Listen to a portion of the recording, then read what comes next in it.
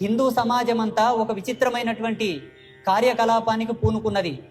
ఏంటంటే త్వరలోనే రాబోతుంది మొహర్రం అని. ఈ మొహర్రం పండుగ ఎవంది, ఈ మొహర్రం ఎవరి పేరు మీద జరుపుకుంటున్నారు, ఆ మొహర్రం చేసుకోవడానికి వాళ్ళకు మీకున్నటువంటి సంబంధం ఏంది ఒకసారి ఆలోచించండి. ఇక్కడనేమో శంకరాచార్యుల ఉత్సవాలు చేయమంటే, పూజలు చేయమంటే ఒకటి అడ్డం వస్తుంది మీకు. రామానుజాచార్యుల వారి ఉత్సవాలు చేయమంటే, పూజలు చేయమంటే ఏదో ఒకటి అడ్డం వస్తుంది మీకు. మరి ఈ దర్గాల దగ్గరికి వెళ్ళి మీరు చేస్తున్నటువంటి కందుర్లు కానీ ఉరుసులు కానీ వాళ్ళకు మీకు ఏం సంబంధం, ఎందుకొరకు మీరు చేస్తున్నారు?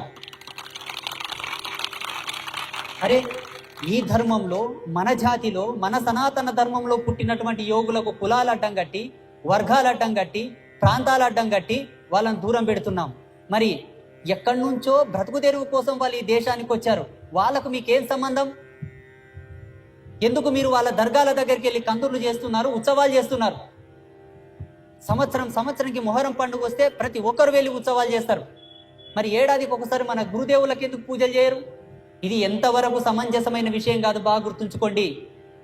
వేదాంత సత్యంలో ఒక మాట ఉన్నది, యోగికి కొన్ని లక్షణాలు ఉన్నాయి, గురుత్వానికి కొన్ని లక్షణాలు ఉన్నాయి, కొన్ని ధర్మాలు ఉన్నాయి.